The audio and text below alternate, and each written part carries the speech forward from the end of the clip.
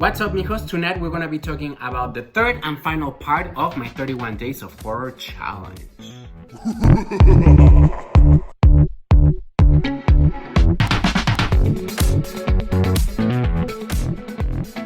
As you guys know, I've been watching one horror movie a day for the month of October, and this is the last 11 movies that I've seen. So if you guys missed part 1 and part 2, I'm gonna leave the link right here.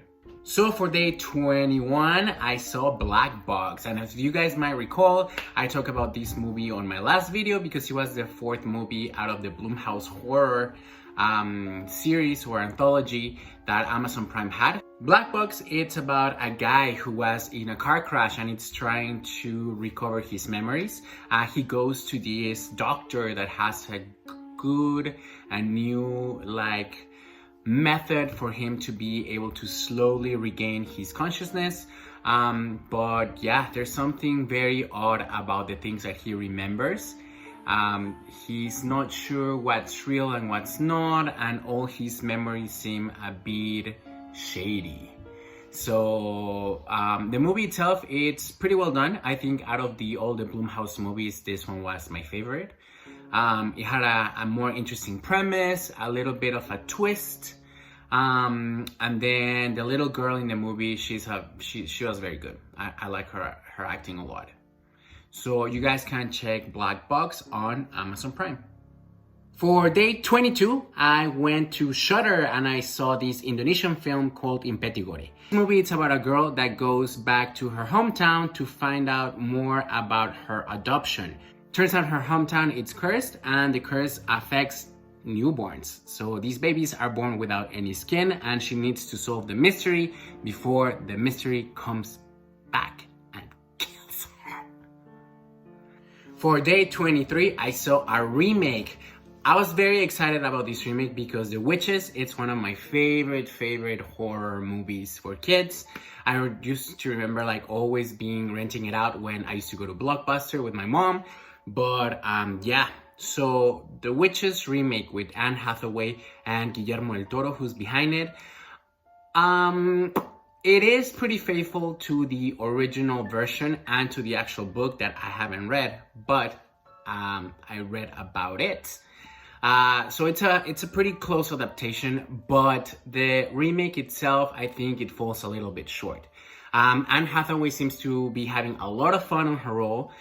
Stanley Tucci's great. Octavia Spencer's really good in the role as well. And the little talent, well, the kids, they're pretty good too. I think Kristen Chenoweth was a little miscast because she does not sound like a little girl. You guys have to watch a film. But still, it was a fun movie. I think it was pretty close to the original. My only complaint is that it feels it's lacking a little bit of charm, and the CGI, it's rough. You would think that for such big names to be behind a movie, you will have a little bit more budget, a little bit more finesse in the whole delivery of the movie, but the CGI doesn't look crisp. There's a CGI cat that looks awful. The mice look good, but Anne Hathaway's like Melina's Mortal Kombat smile, it's not good. And then there's parts when she grows her arms and those don't look good either. Overall, as a remake, it's fun, it's cute. Would I watch it again? Probably not. Probably if they were playing it in the bus. But yeah, you guys can rent that on any streaming platform that you can rent movies. For day 24, I went to Hulu and I checked out Bad Hair.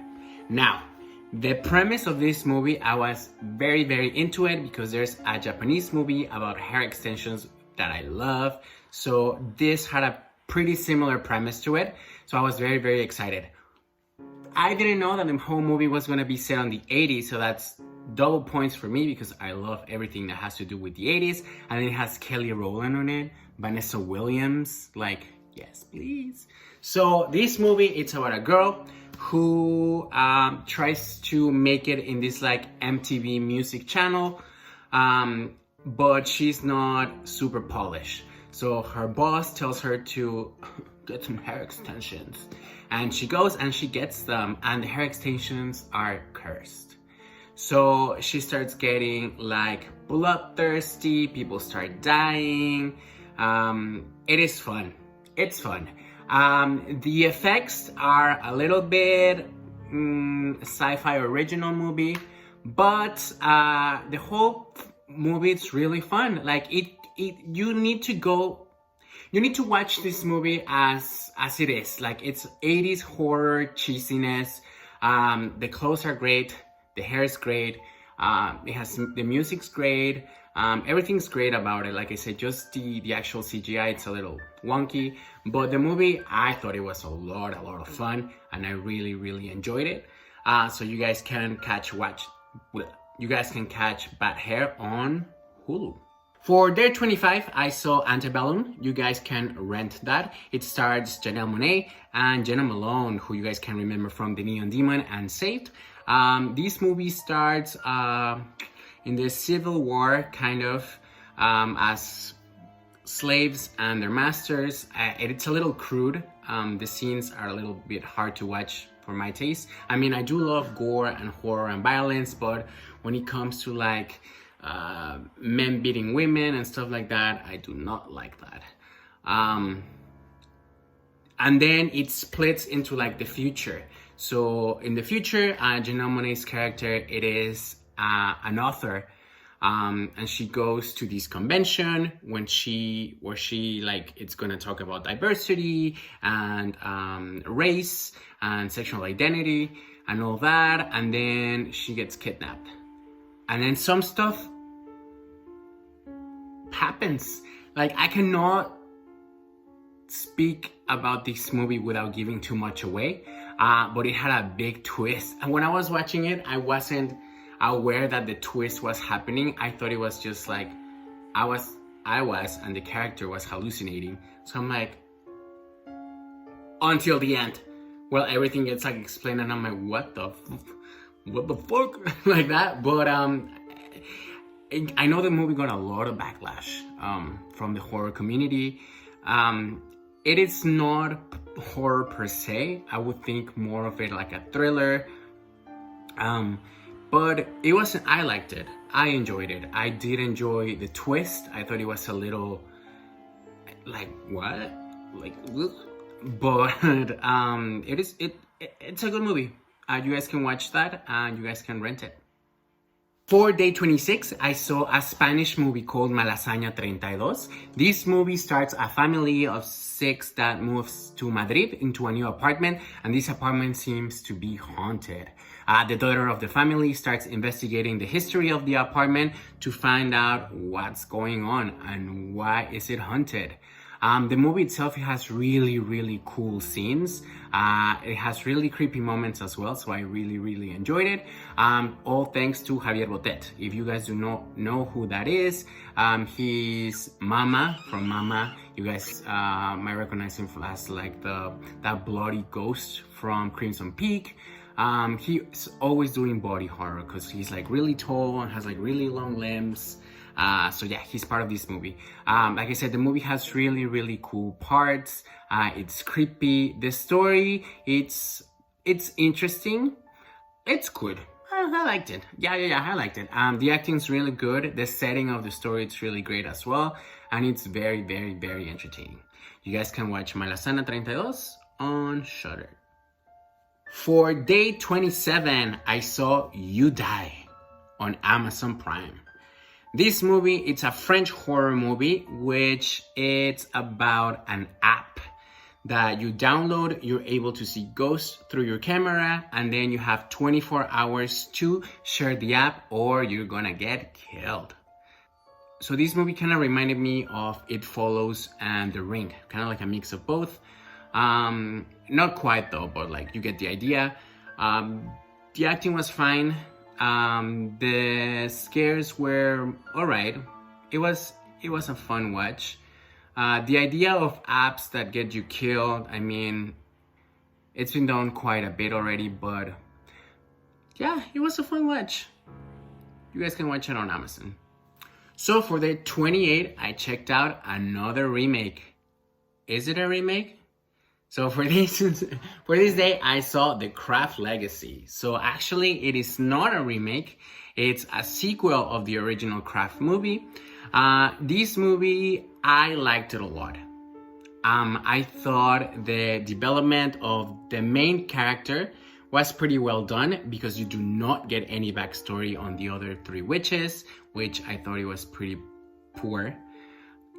It's really cool when it comes to like trying to understand who you are while growing up. It's a great movie that's targeted to like adolescents or preteens.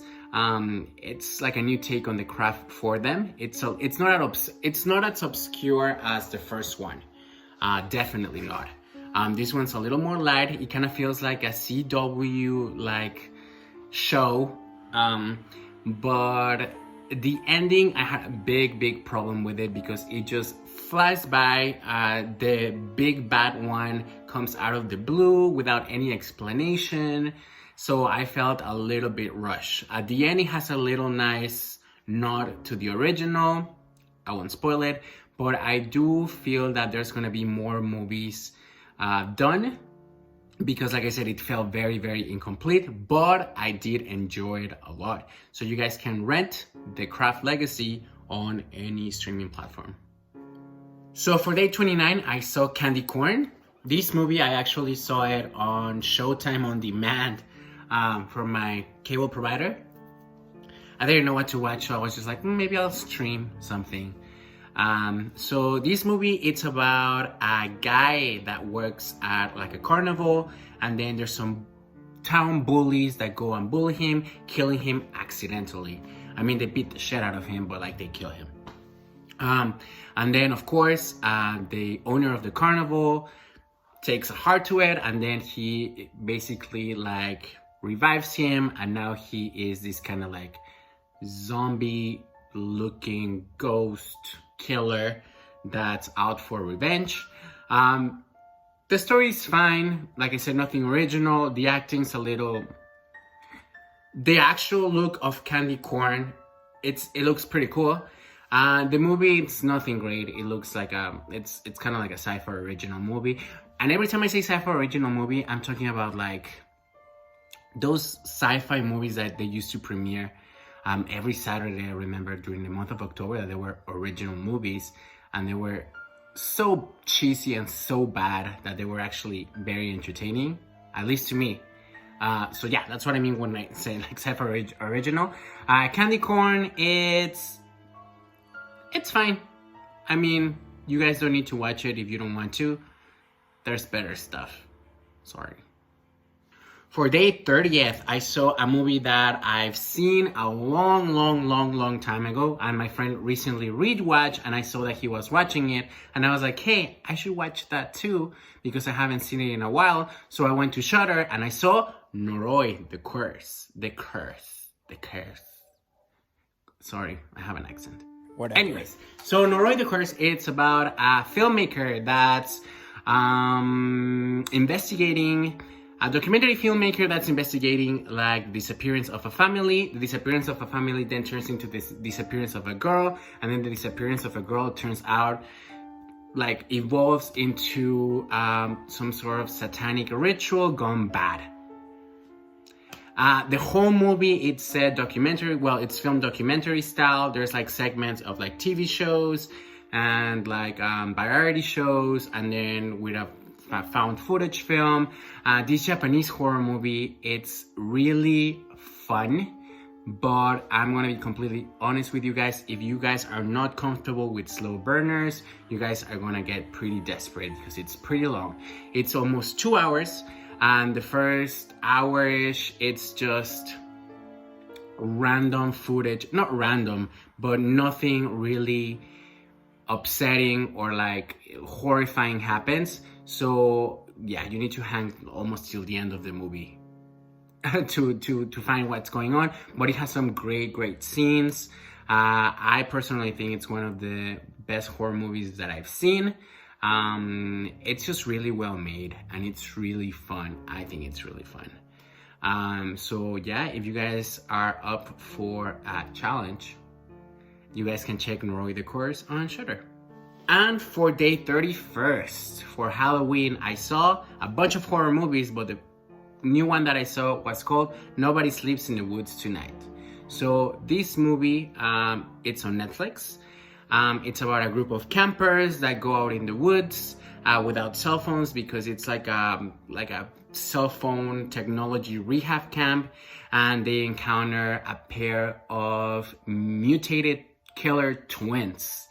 The movie, it's very reminiscent to either Hatchet or like Run Turn. If you guys have seen those, you guys are gonna see that this is like pretty familiar. And I honestly think that they take a lot of inspiration from Wrong Turn, because a lot of the deaths are pretty similar to the Wrong Turn franchise. The movie, it's fun, it's gory, it has a lot of blood, a lot of guts. It has likable characters, and it was a fun watch. Nothing new again. The only new part that I thought it was kind of interesting, but it wasn't developed anymore, it was how the killers turn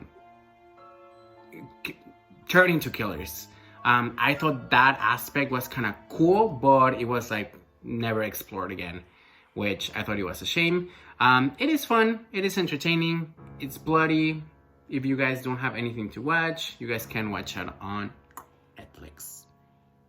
And that concludes my 31 days of horror. So you guys can check part 1, part 2, and part 3. That's 31 films in total. Obviously, I'm just talking about the new ones that I saw, because I saw a bunch of old horror movies too that I've seen already, but I'm not gonna talk about those because those are classics. Now that October is done, I will still probably be talking about horror, because I do love me some horror movies.